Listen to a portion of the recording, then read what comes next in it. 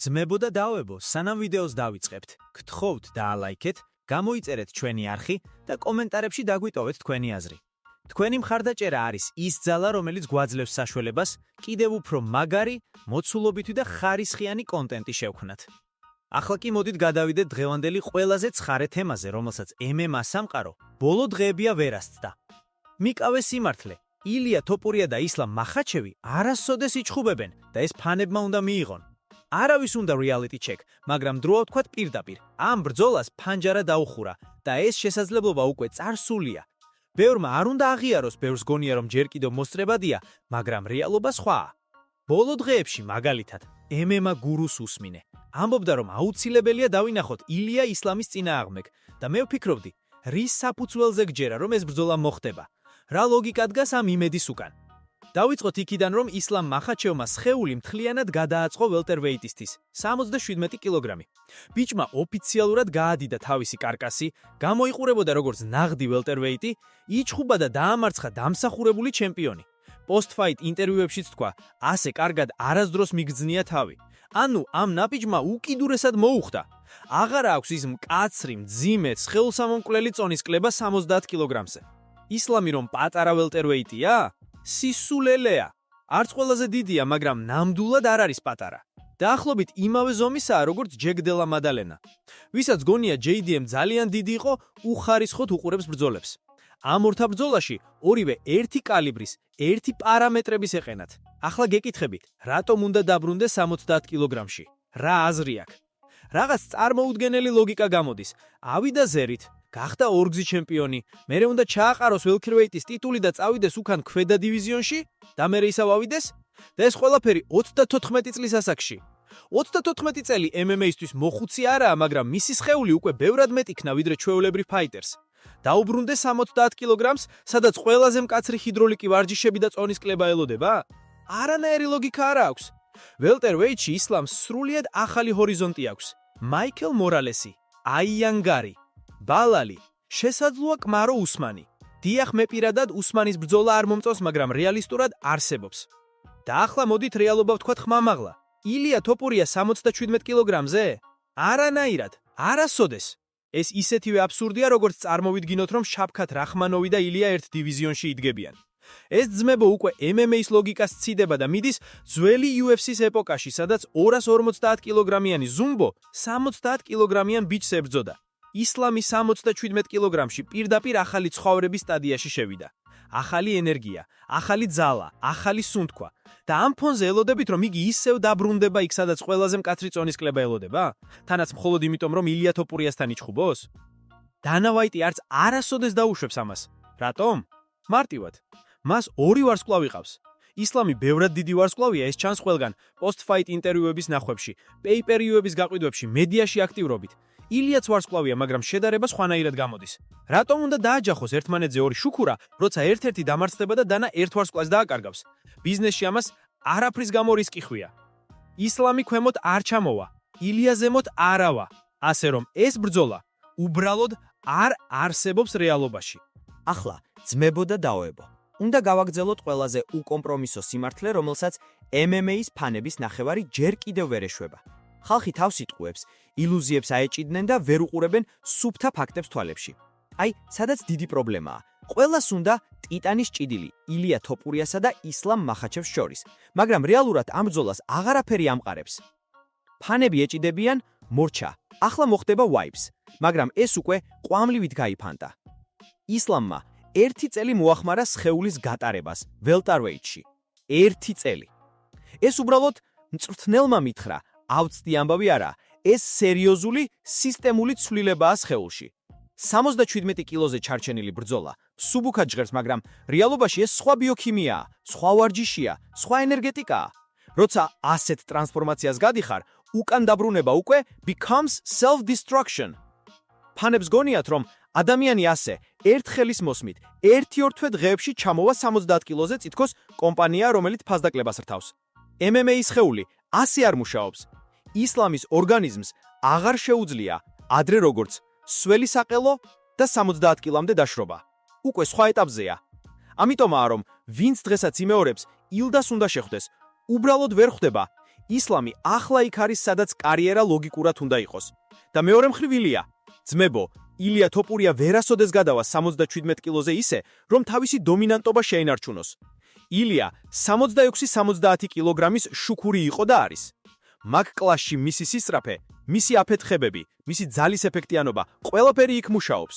77-ზე იქ საწყისი ფიზიკა სულ სხვა კანონებს მისდევს. შედით ერთი წამით რეალობაში. თუ ილია ავა 77-ზე, მას იქ ელოდებიან მორალესი, აიანგარი, შაფქათ რახმანოვი. მეგობრებო, როგორ წარმოგიდგენიათ ეს მეჩაფები? გულწრფელად. ილია თოპურია შაფქათის წინააღმდეგ? ილიას ძალა აიანგარის ხელზე? ეს უკვე სპორტის ფარგლებს ცედა და სიგიჟის კატეგორიაში შედის. ახლა დაუბრუნდეთ ისლამს. ის ამბობს, თავს კარგად გრძნობ, ველტევეიტი იდეალური არჩევანია და ამ დროს ფანების ნაწილი ისევ იმეორებს, არა ძმაო, უკან მოვიდეს ლაიტვეიტში შეფუთოს. რატომ? რაში უნდა სჭირდებოდეს მას ეს? ისლამს 70-ში უკვე ყველაზე მეტი ტიტულის დაცვა აქვს. ყველანი მოკლა ვინც წინაღუდგა. ახლა 77 კილოგრამში ნულოვანი დაცვები აქვს და ის თავისი მემკვიდრეობის გაფართოებას აპირებს. აბსოლუტურად ლოგიკური ნაბიჯია.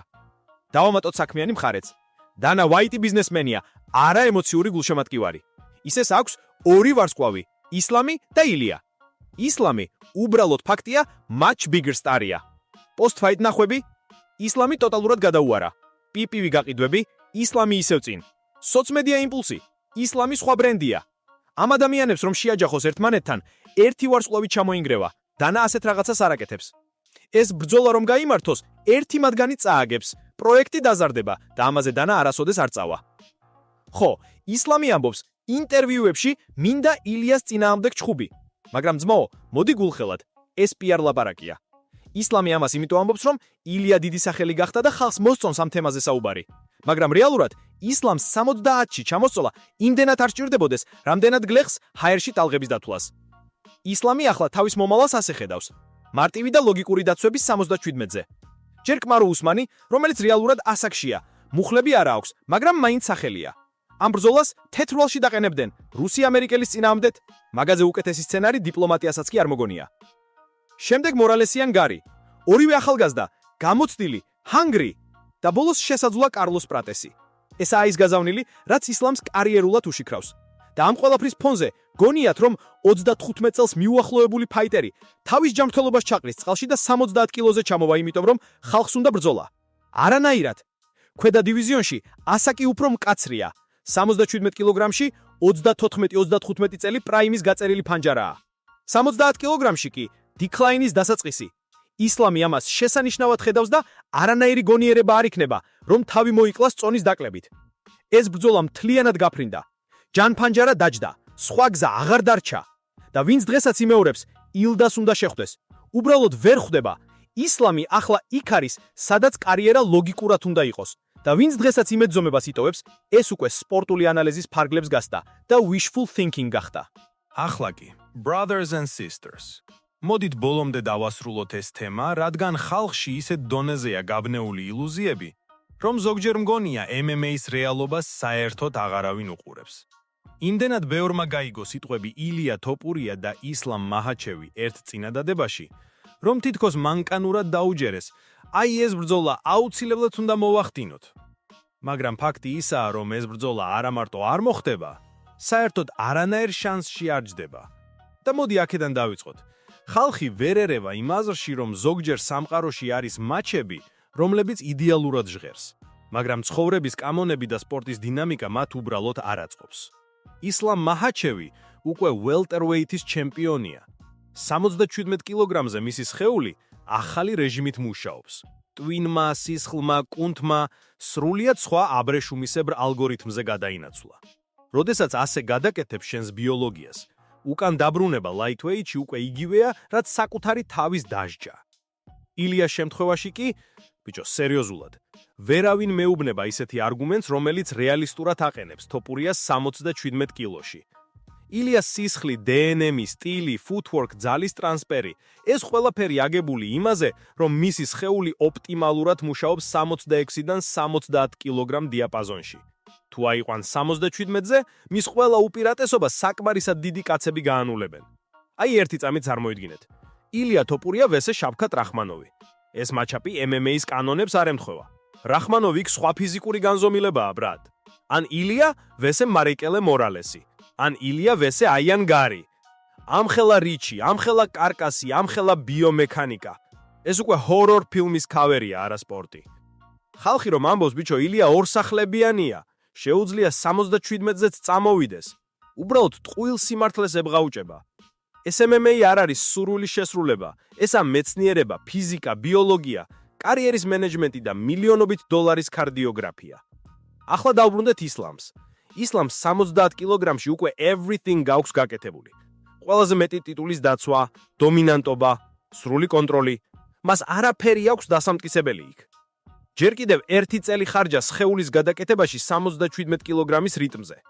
და ახლა ვინმეს გონია რომ ის თავის თავს ისე მისცემს იმ ტანჯვას რომ 70 კილოზე ჩამოვიდეს, იმიტომ რომ ხალხს ილია თოპურიასთან ბრძოლა უნდა? სერიოზულად? ეს უკვე არა სპორტი, არამედ ფანტაზიის ფესტივალია. ახლა მთავარი არგუმენტი, რომელიც ბევრს ავიწყდება. დანა ვაიტი არასდროს არ დააკარგინებს საკუთარ თავს ორ ვარსკვლავს ერთ დღეს.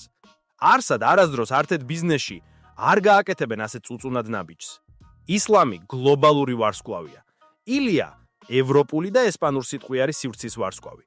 ორივეს აქვს თავისი ტალღა, თავისი აუდიტორია, თავისი ფინანსური ბლოკი.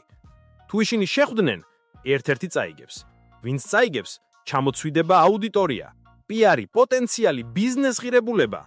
და ეს დანა ვაიტის თუ სიდივეა, რაც მილიონობით ნახების დაწვა. ასე რომ ეს ბრძოლა არა მარტო არასდროს მოხდება, არ არის არც სპორტული ლოგიკა, არც ბიზნეს ლოგიკა, არც ფიზიოლოგიური ლოგიკა. სრულიად nothing-ზე აყალიბებს მის არსებობას.